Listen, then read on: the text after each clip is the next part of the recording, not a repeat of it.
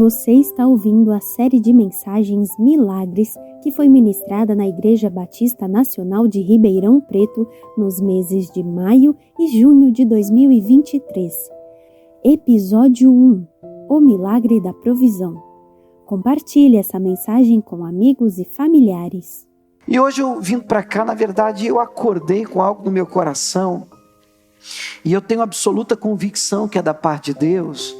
E por isso nós vamos começar uma série de mensagens sobre estudando apenas os milagres que aconteceram ao longo da Bíblia Sagrada. Claro que a gente não vai ver todos os milagres, são vários os milagres, a gente vai estudar isso. Mas alguns milagres, aqueles que o próprio Espírito Santo nos apontar pela palavra, arder no coração. Eu gostaria de estudar esses milagres com vocês e levantar um clamor a nível de igreja, porque para nós, eu não sei para vocês, mas para mim, o nosso Deus, Ele não mudou, amém ou não amém? Ele é o mesmo ontem, hoje, será para sempre, eternamente. Então mesmo Deus que operou e operava milagres, eu acredito que esse Deus, Ele continua operando milagres. O nosso Deus é um Deus, como nós acabamos de cantar, tua voz acalma o mar, faz milagre acontecer. Eu posso crer e descansar em Deus. Eu posso acreditar nessa palavra. Eu posso cantar essa palavra. Eu posso declarar essa palavra, porque o nosso Deus ainda é um Deus de milagres. Você pode dizer amém por isso? E eu entendo, irmãos, dentro dessa série de milagres que nós começamos nessa noite aqui agora, eu entendo que um milagre ele é necessário na nossa vida, pelo menos por dois motivos. Talvez você esteja aqui e você me pergunta assim, pastor, mas assim, para que eu vou buscar milagre? Porque é para eu ter, porque eu quero receber. Alguns são mais ousados.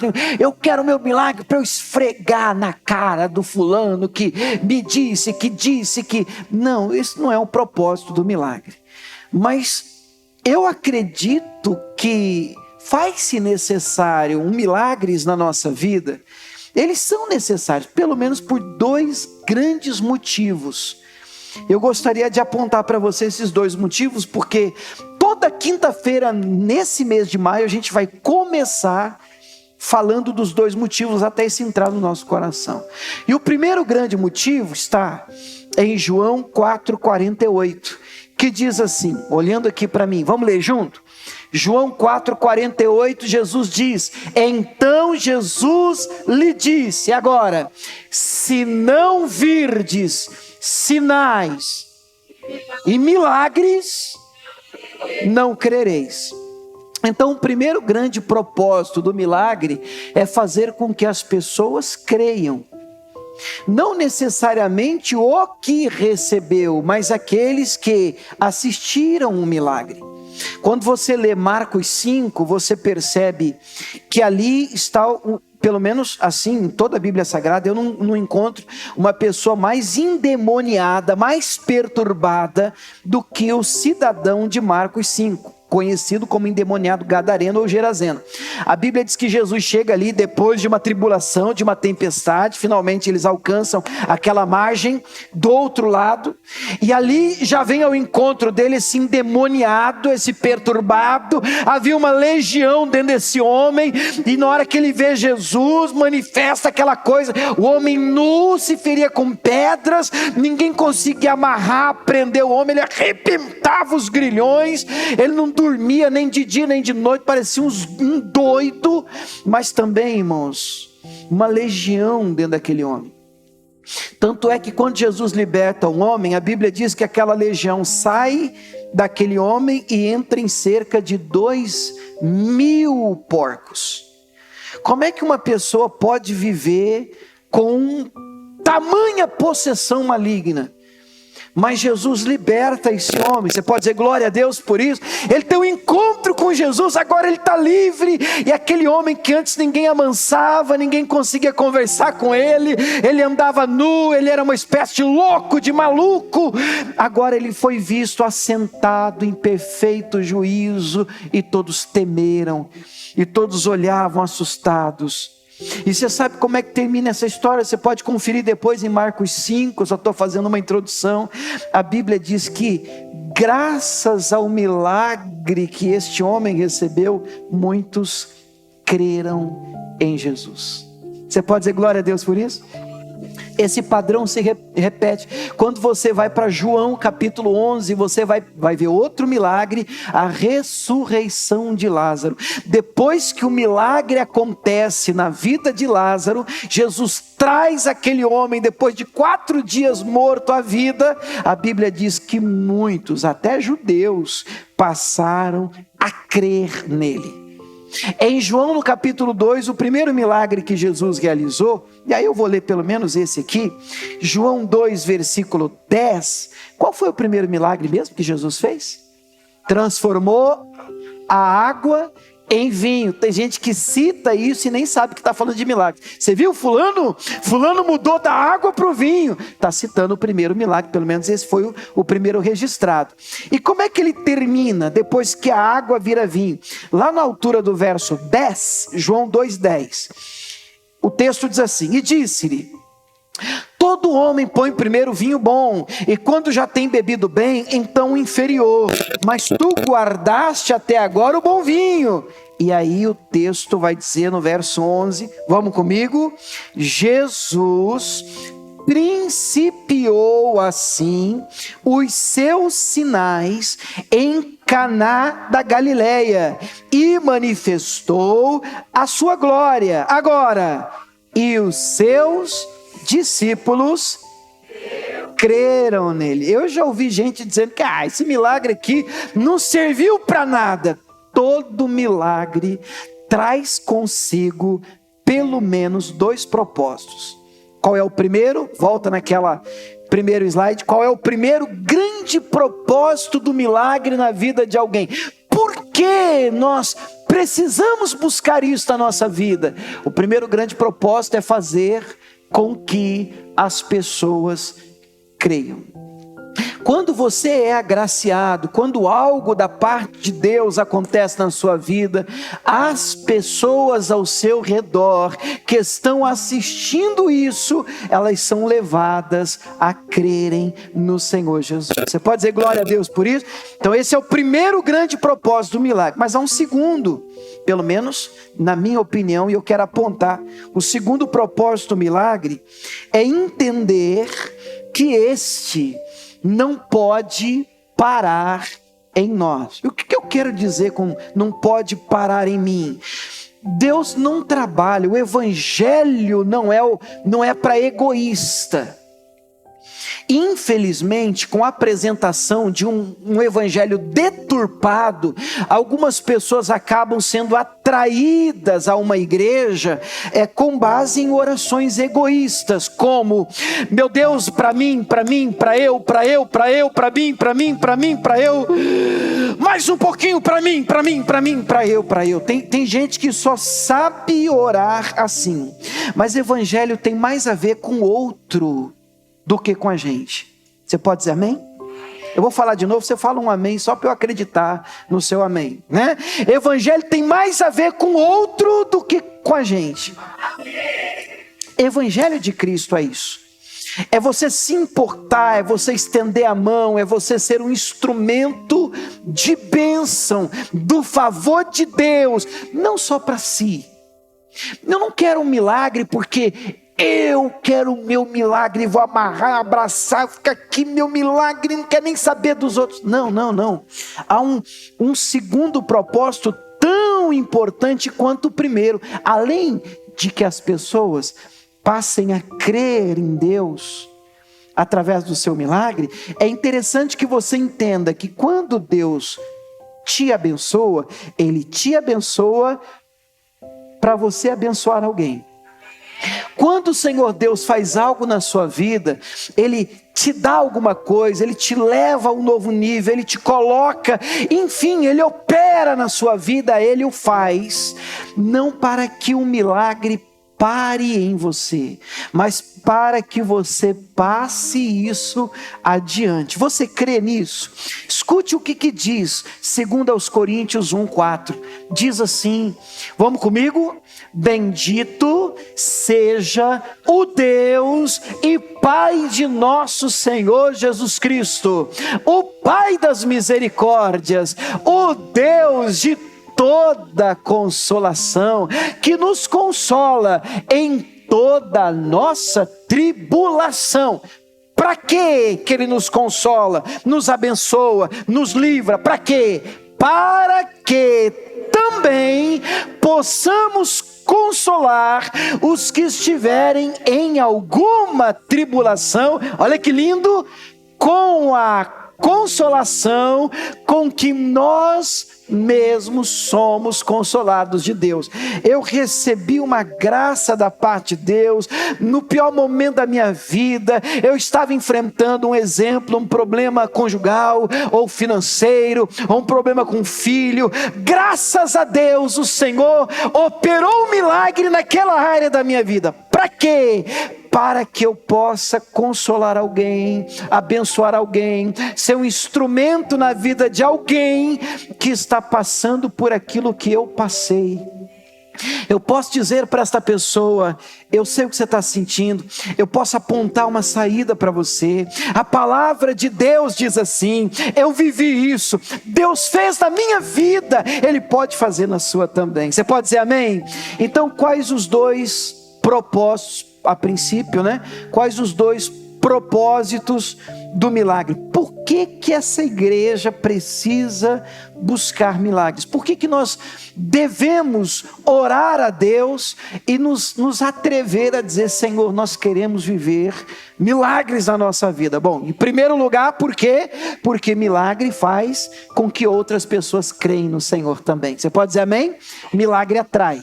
O milagre faz com que outras pessoas acreditem em Jesus Cristo, que Ele é poderoso. Paulo diz: a minha mensagem ela não ficou resumida à demonstração de sabedoria, mas sim na manifestação do poder de Deus. Então isso faz com que as pessoas creiam num Deus que é poderoso, e de fato Ele é poderoso. E em segundo lugar, o milagre ele faz necessário, é interessante que você o busque, mas desde que você entenda, não uma atitude egoísta, mas uma vez recebido algo da parte de Deus, isso não pode parar em mim, não é para mim, o mundo não gira em torno de mim, eu preciso ser bênção na vida daqueles que cruzarem o meu caminho. Quem está me entendendo, diga amém. Muito bem, então nós vamos começar hoje essa série de mensagens nas quintas-feiras, tendo por base essa ideia: buscando milagre em algumas áreas da nossa vida. Então, algumas quintas a gente vai dividir por alguns temas, e hoje, particularmente, eu separei um milagre. Eu quero falar um pouquinho com vocês sobre o milagre da provisão. Você está precisando de provisão? Se você precisa de um milagre nessa área da sua vida, então hoje a oração é para você. E eu quero que você não fique inibido em buscar, porque você tem dois motivos, e eu já apresentei a você pelo menos dois, para que você ore comigo daqui a pouco com força, dizendo: Deus, eu quero o meu milagre. Por quê? Porque os outros vão crer no Senhor. Por quê? Porque não vai parar em mim, porque o Senhor me abençoando, eu posso abençoar. Amém? Fala amém, amém? Pronto, então abra sua Bíblia em 2 Reis capítulo 6, e eu vou contar uma história terrível para vocês. É uma história de terror crente. Tem isso? Tem uma história muito complicada na Bíblia, eu vou contar para vocês. Um contexto que eu acredito que, por mais que você não sei qual é a sua situação, às vezes financeira, profissional, de provisão, se você tem enfrentado em alguma área da sua vida falta, eu gostaria que você me ouvisse hoje com muita atenção, porque Deus quer tratar com você. 2 Reis capítulo 6, a partir do verso 24. A palavra de Deus diz assim, 6:24. E sucedeu depois disso, escute, que Ben-Hadad, rei da Síria, ajuntou todo o seu exército e subiu e cercou a Samaria. Bom, um momento aqui, o reino já estava dividido. Você sabe que o primeiro rei foi Saul, depois de Saul, Davi, depois de Davi, Salomão, depois de Salomão, um filho de Salomão chamado Roboão assumiu o reino, mas ele assumiu com um discurso muito ruim, dizendo: se vocês acham que o meu pai foi ruim com vocês, eu vou ser pior ainda. Se meu pai castigou vocês com açoite, eu vou castigar vocês com escorpiões. E um tal de Jeroboão acaba levando 10 das 12 tribos para o norte, cuja capital era Samaria, dali os samaritanos. E o reino do sul ficou como o reino de Judá, onde o templo ficou. Então nós estamos falando, para você ter uma ideia, do reino do norte. E ali em Samaria houve uma grande fome. E eis que cercaram a cidade, que era uma espécie de estratégia de guerra, gente. Eu não sei se vocês já viram esses filmes de guerra. Para conquistar a cidade, uma das estratégias era sitiar, cercar a cidade. E por que cercava a cidade? Para não deixar mantimento entrar. Então não entrava mantimento, não entrava comida, e aí você enfraquecia a cidade. Enfraquecia os exércitos. Algumas até simplesmente se rendiam, não tem mais o que comer, e é o que vai acontecer aqui. A situação de fome era uma coisa extrema. Escute, houve grande fome em Samaria, e eis que a cercaram, até que se vendeu uma cabeça de um jumento por 80 peças de prata, e a quarta parte de um cabo de esterco de pombas por 5 peças de prata. E sucedeu que, escute essa história, gente, passando o rei pelo muro, uma mulher lhe bradou dizendo: acode-me, ó rei, meu senhor, acode-me. Ele lhe disse: se o Senhor não te acode, de onde te acudirei eu? Da eira ou do lagar? Disse-lhe mais o rei: que tens? Que foi? Qual que é o problema? E ela disse: essa mulher me disse: dá cá o teu filho para que hoje o comamos, e amanhã comeremos o meu filho. Cozemos, pois, o meu filho e o comemos. Mas dizendo-lhe eu no outro dia: dá cá, agora é a vez do teu filho para que o comamos, ela escondeu o seu filho. E sucedeu que, ouvindo o rei estas palavras desta mulher, rasgou as suas vestes e ia passando pelo muro, e o povo viu que ele trazia cilício, pano de saco por dentro, sobre a sua carne, que era uma espécie de humilhação para a época. Escute a ideia é que o rei vem de cavalo, passando perto da muralha. A cidade está cercada, a fome é extrema. É por isso que eu quero apontar essa história, porque eu acredito que, por mais ou maior que seja, talvez a sua dificuldade aqui, talvez você esteja passando por um momento difícil, no que diz respeito à finança, no que diz respeito à vida profissional, no que diz respeito a qualquer área da sua vida, onde você está passando por um momento de batalha, de falta. Eu acredito que não se equivala a esse momento, que não chega perto dessa história.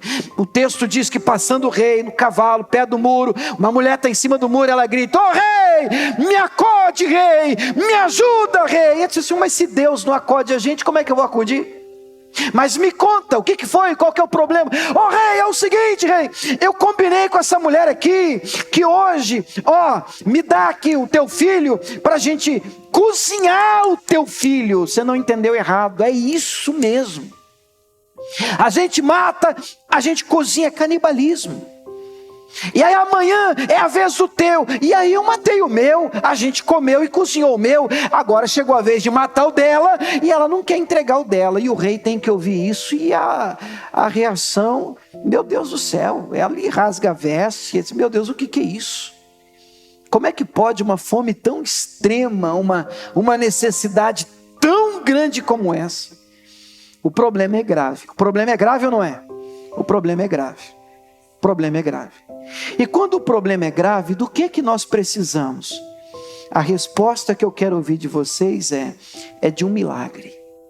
Vamos tentar? Quando o problema é grave, do que nós precisamos? Nós precisamos de um milagre. Bom, gente, ainda bem que Deus ainda sabe fazer milagres. Eu tenho no meu coração que tem gente que chegou hoje aqui com dificuldade até de acreditar.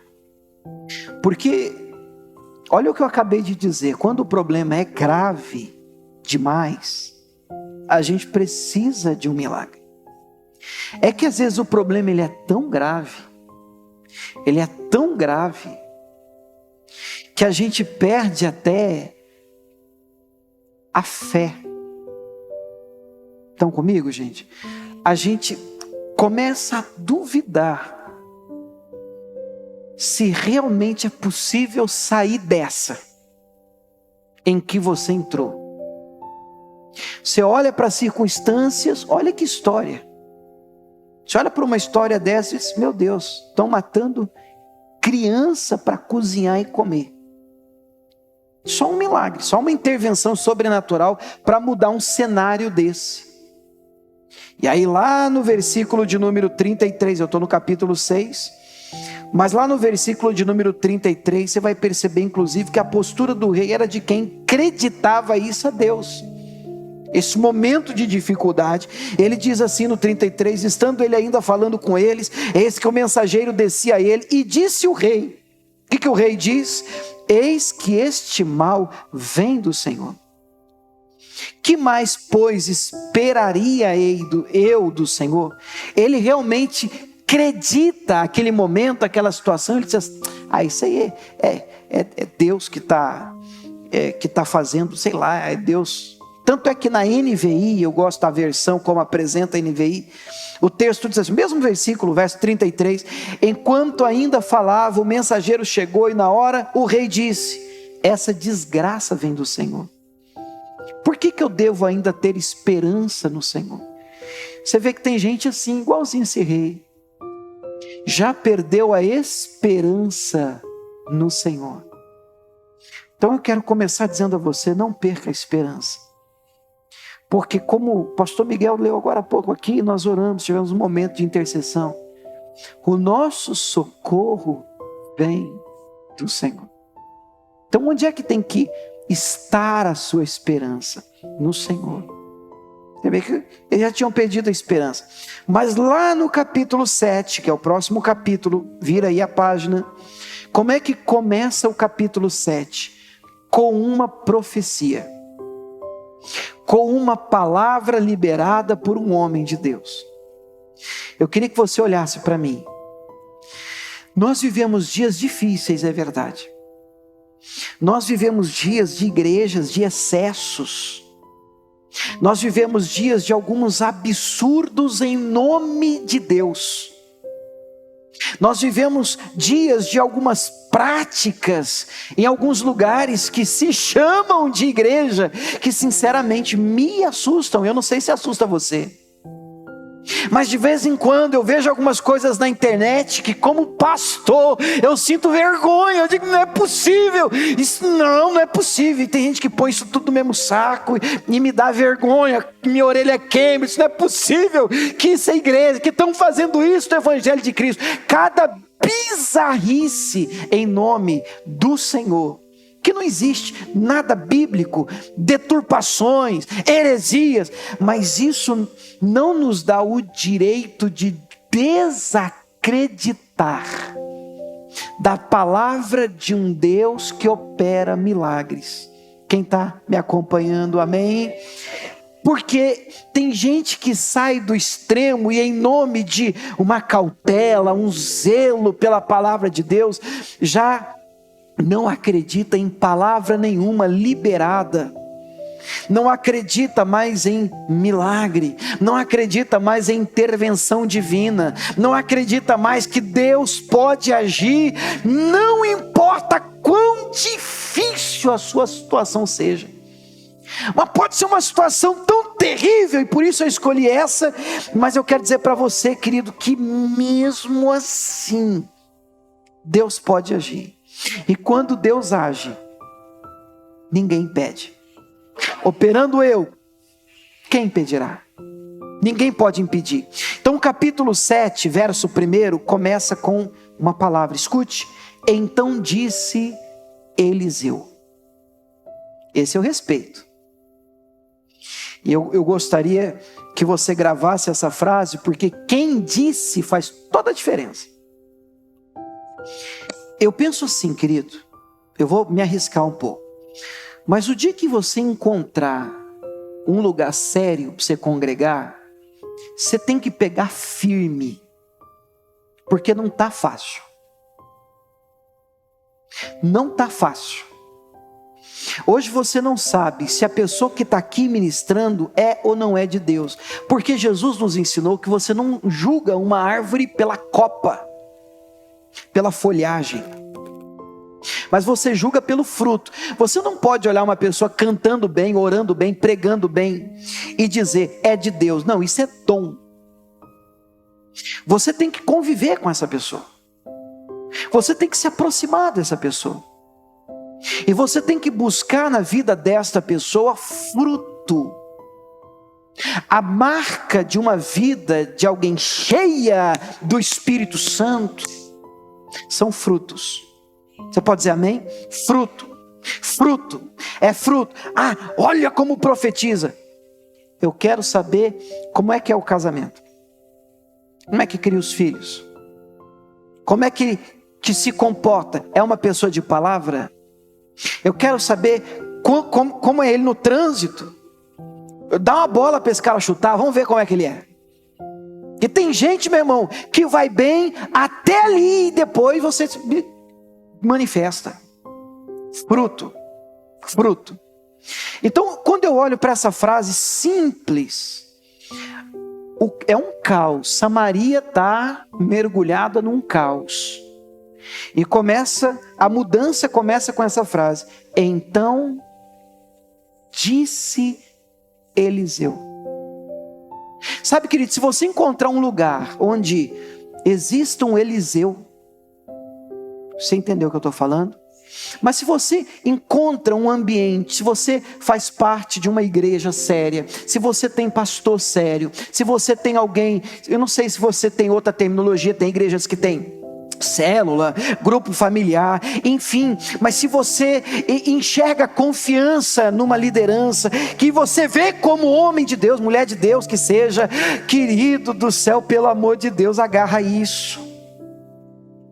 Porque quando você tem uma pessoa de Deus no barco, alguém que possa abrir a boca e liberar uma palavra, e eu não sou místico, eu sou pé no chão, mas quando tem um Paulo em Atos 27, no meio da tempestade, que o barco está arrebentando, ele diz, gente, ninguém aqui vai se perder, o anjo me disse, nós vamos chegar onde Deus disse nós chegaremos, eu creio em Deus, vai acontecer do jeito que Deus me disse. Irmãos, faz toda a diferença, toda a diferença.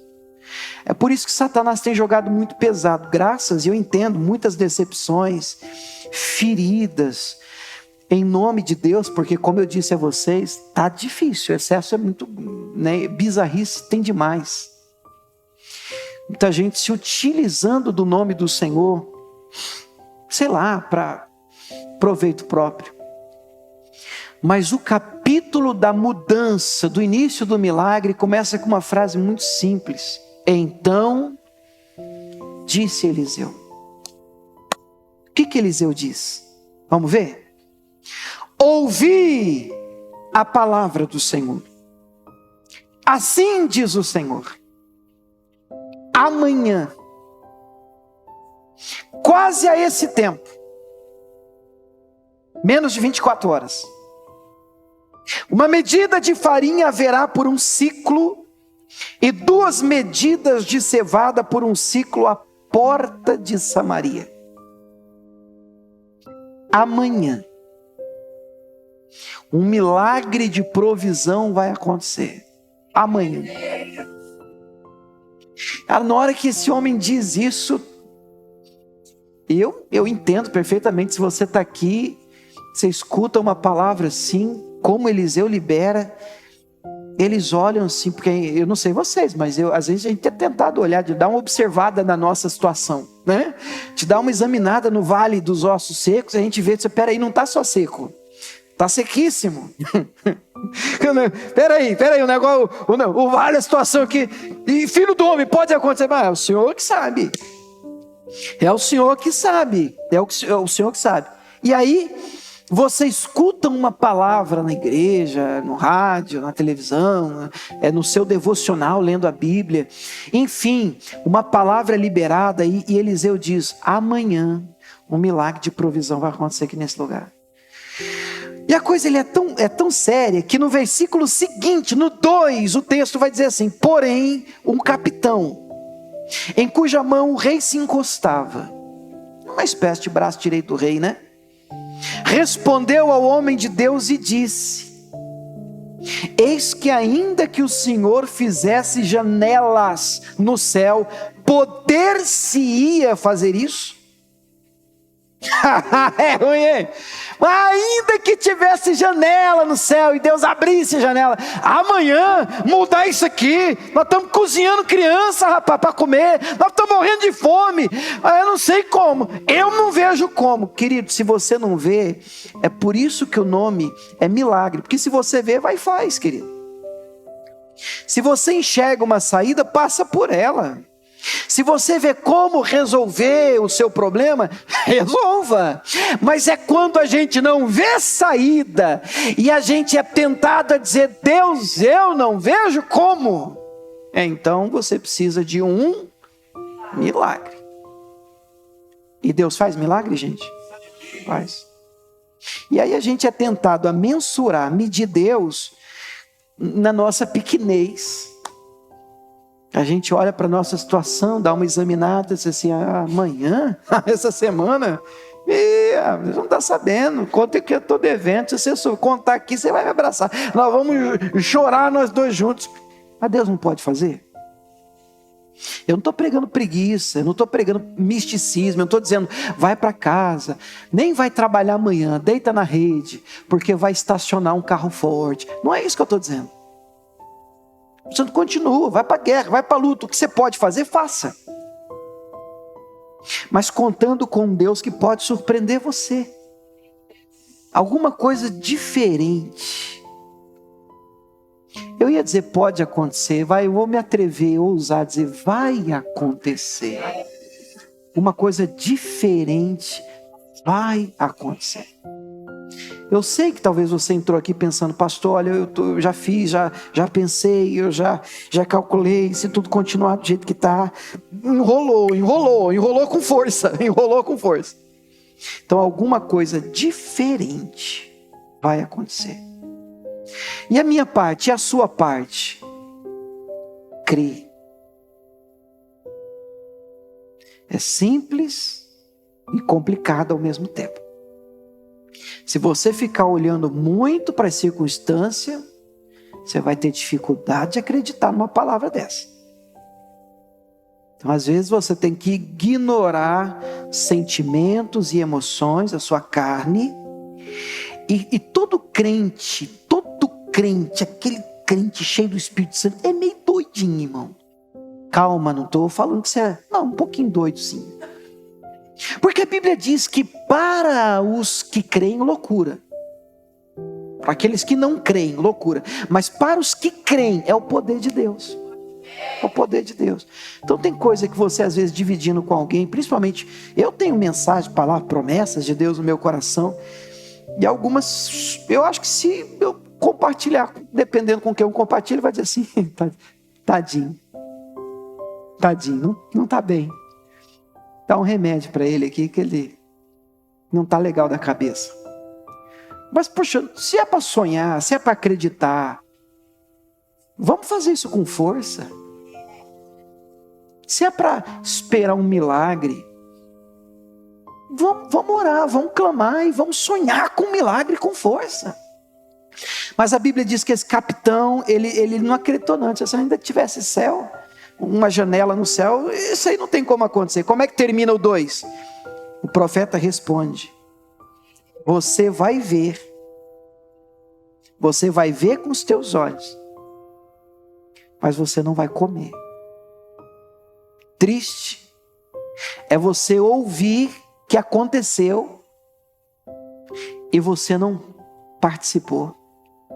não experimentou, você não provou. Por quê? Não creu. O que sucede depois disso, a história é um pouco comprida, a gente tem que resumir por causa do tempo, é que tinha 4, se você continuar lendo o texto, e eu realmente gostaria que você o fizesse na sua casa, para você entender o contexto todo, tinha 4 leprosos do lado de fora da cidade. Você sabe que o leproso no Antigo Testamento, ele era banido da sociedade. Ele estava do lado de fora da cidade. Tudo, se está ruim dentro da cidade, você imagina fora da cidade, banido da cidade. O negócio estava drástico, estava tão ruim para os 4, que um virou para o outro e tivesse, eu amo demais a história, a conversa dos 4. Um olha para o outro e diz assim, rapaz, tive uma ideia. Os 3 dizem assim, mas qual é a ideia?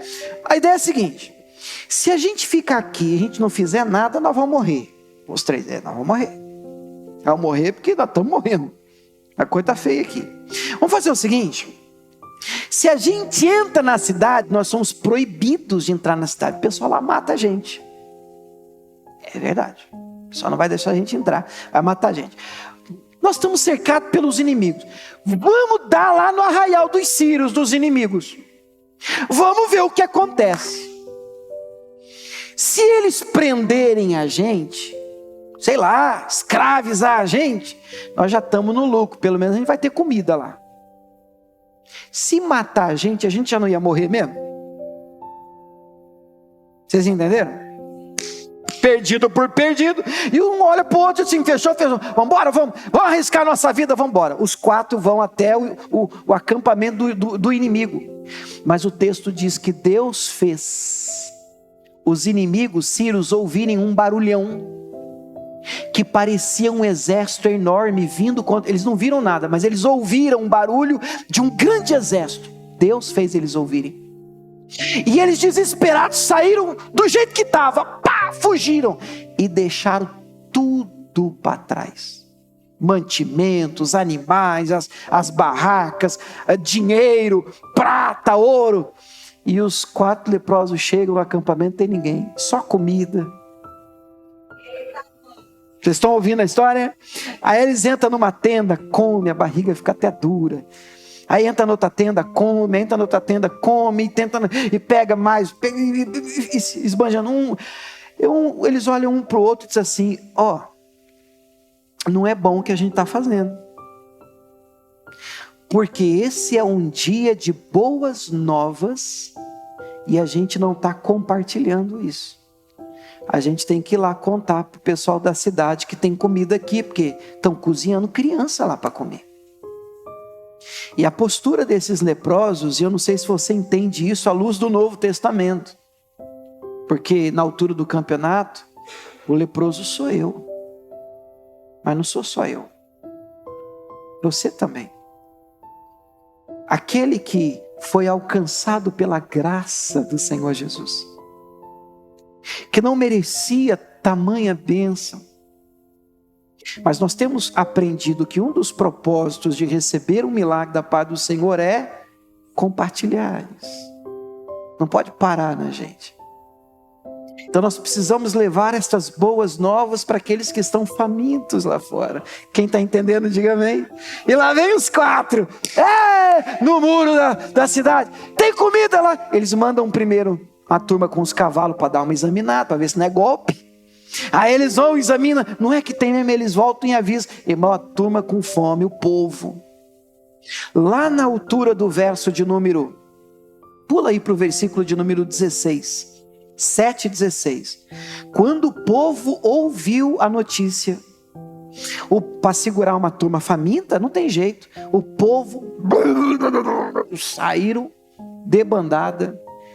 E o capitão do rei, aquele que não creu, lembra dele? Estava na porta. Passaram por cima dele. Atropelaram ele. Ele ouviu a notícia que Deus tinha visitado o lugar com alimento, com abundância. Mas ele não provou. Fica a grande lição para mim e para você nessa noite. Deus pode fazer. Deus faz. O nosso Deus é um Deus de milagre. Se essa mensagem te edificou e você sente no coração de abençoar essa obra, seja um parceiro da IBN Ribeirão Preto. Ajude-nos a espalhar as boas novas que Cristo nos traz. WhatsApp para contato: 16 99991 8115. Para doações, Pix 46 756 802 /1000 ao contrário -27. Siga também o nosso canal no YouTube, IBN Ribeirão Preto, e o nosso Instagram, @IBN Ribeirão Preto. Deus abençoe!